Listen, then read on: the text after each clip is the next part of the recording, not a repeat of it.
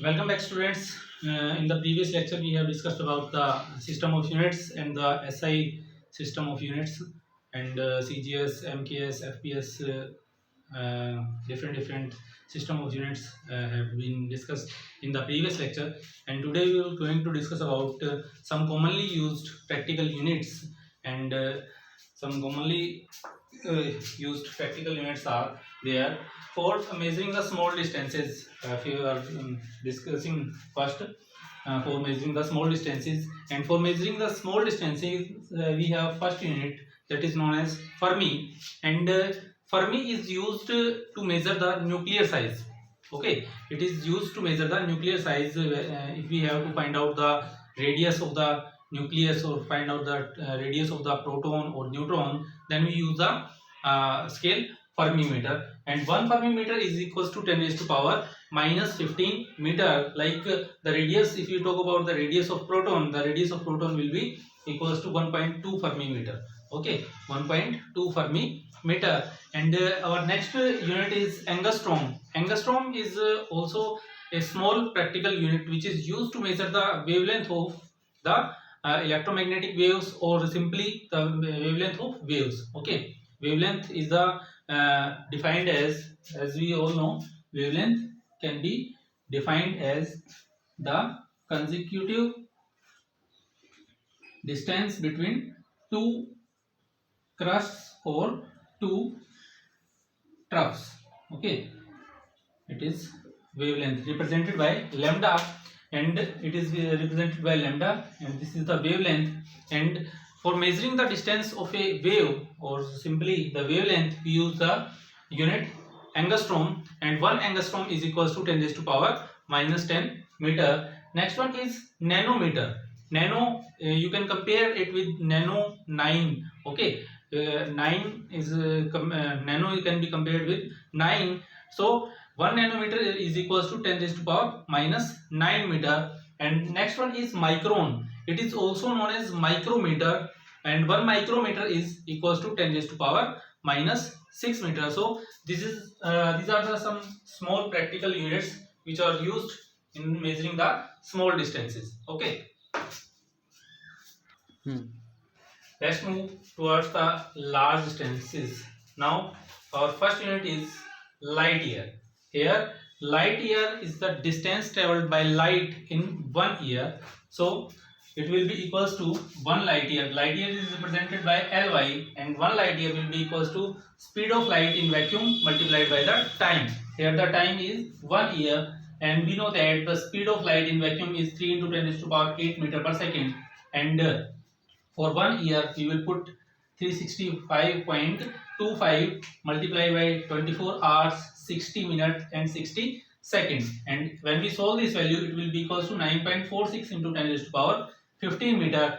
And if we round off the figures from there, then it will be equals to 9.5 into 10 raised to power 15 meter. So this is the light year, is the distance used to measure the distance between two planets. We can use the planets, find out the distance between planets, like if we have to find out the distance for the nearest star from the earth, like the nearest star from the earth is Alpha Centauri, and its distance from the earth is 4.3 light years. Okay, next one is astronomical units. Astronomical unit is some large distance, is some large unit as compared to light year, sorry, small unit as compared to light year.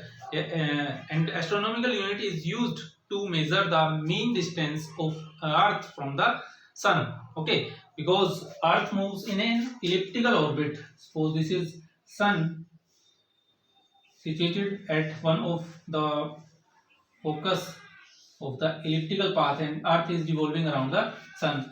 Suppose when earth is there, then the distance is this one. When earth moves at this place, the distance increases. In the similar manner, when the earth is there, then the earth the distance between the sun is here is largest, is the here it is smallest, and this one is the largest.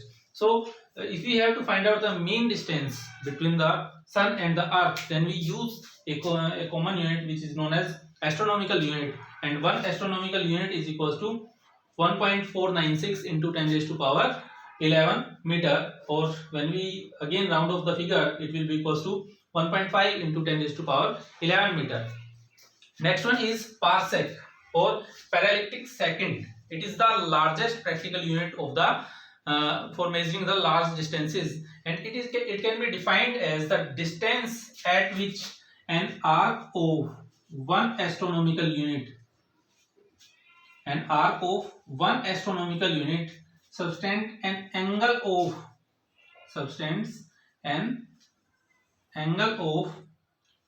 1 second. The distance at which a arc of 1 second subtends an angle of 1 second is known as the 1 parsec. Okay, so from there we know that theta is equals to arc upon radius, and we have to, this distance is 1 parsec. So we have to find the radius, then 1 parsec will be equals to arc upon radius, arc upon angle, and the arc is 1 astronomical unit divided by angle is 1 second, and it will be equals to, for 1 astronomical unit we will put 1.496 into 10 raised to power 11 divided by 1 second, it will be equals to 1 by 3600 multiplied by pi by 180 radians.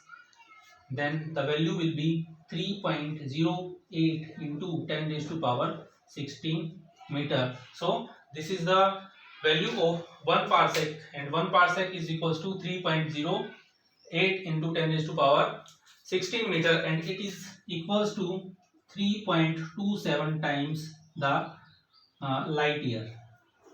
It is 3.27 times the light year unit. So these are the some largest units to measure the largest distances.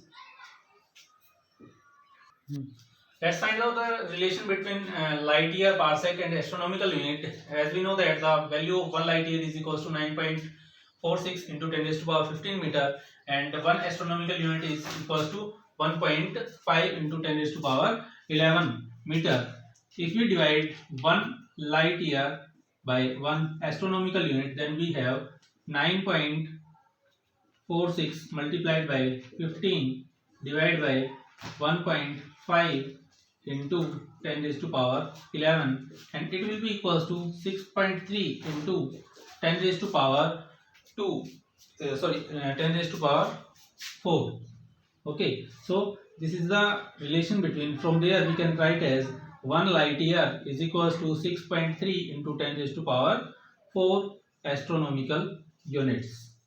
Okay, this is the relation between light year and astronomical unit. And if we have to find out the relation between parsec and light year, then we have to again divide 1 parsec by 1 light year, and it will be equals to 3.08 into 10 raised to power 16 divided by 9.46 into 10 raised to power 15, and it will be equals to 3.26. So from there we can write 1 parsec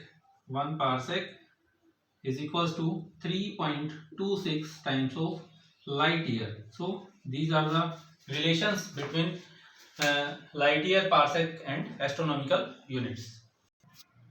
Next one is the practical units for measuring area, and for measuring the very small area, as if we say about if we have to measure the area of a nucleus, then we use a practical unit which is known as barn, and 1 barn is equals to 10 raised to power minus 28 meter square. It is a very small unit for measuring the area. And next one is acre, and acre is the large unit of measuring the area, and it is simply in our Desi language known as acre, and 1 acre is equals to 4047 meter square. Next one is our practical unit which is hectare, and 1 hectare is equals to 10 raised to power 4 meter square. Okay, so these are the some practical units for measuring area. And next one is the practical units for measuring the large masses. Okay, large masses will be measured in, first one is ton or metric ton, and 1 ton is equals to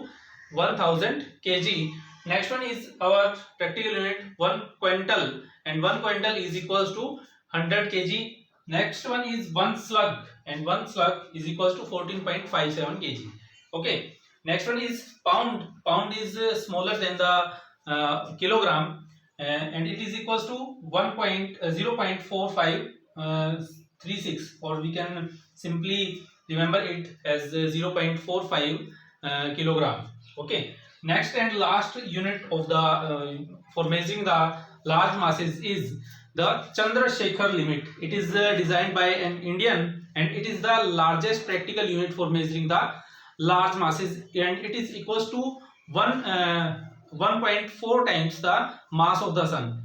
If we have to designate one Chandrasekhar unit, then one Chandrasekhar limit will be equals to 1.4 times the mass of the sun, and the mass of sun is 1.989 into 10 raised to power 30 kilogram. If we multiply these terms, then we have 2.7846 into 10 raised to power 30 kilogram. So these are the practical units for measuring the area and the masses. Okay.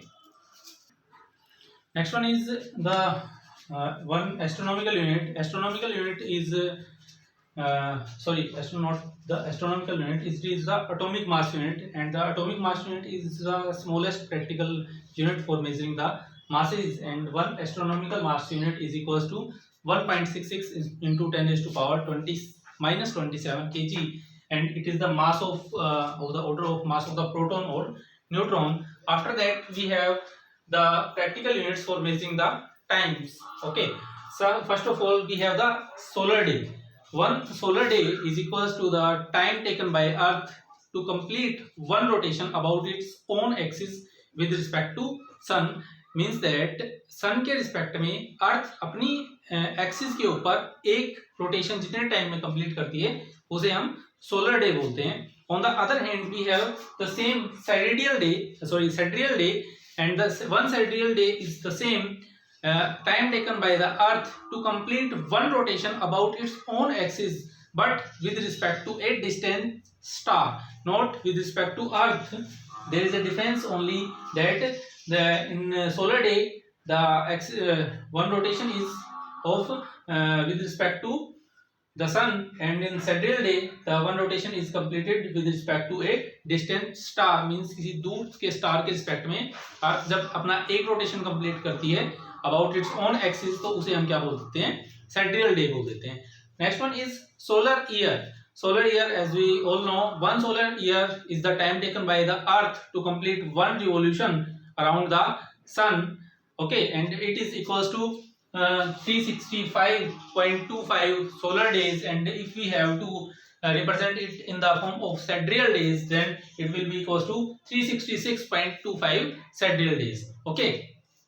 Next one is tropical year. Tropical year is a year in which a complete solar eclipse takes place. Means एक ऐसा साल जिसके अंदर कोई पूर्ण सूर्य ग्रहण होता है पूरी तरह से, उसे हम क्या बोलते हैं? ट्रॉपिकल ईयर बोलते हैं. जैसे अभी की हम बात करें 2020 के अंदर एक कंप्लीट सोलर इक्लिप्स हुआ था, तो वो क्या था? हमारे पास एक ट्रॉपिकल ईयर था. Okay. Next one is leap year. We all know that a year which is completely divisible by 4, or a year in which the month of February contains 29 days is known as a leap year. After that, we have lunar month. Lunar month is the time taken by moon to complete one revolution about the earth, or we can say around the earth. Means moon अपने अर्थ के around एक complete revolution जितने time में complete करता है उसे हम क्या बोलते हैं? लुनार मंथ बोलते हैं. और ये लुनार मंथ कितना टाइम का होता है? 27.3 डेज के इक्वल होता है. 27.3 डेज के इक्वल रहता है. Next one is one shake. Shake is the smallest practical unit which is used to measure the time, and one shake is equals to 10 raised to power -8 seconds. Okay. So students, our next and the last practical units for measuring the pressure is, first one is bar.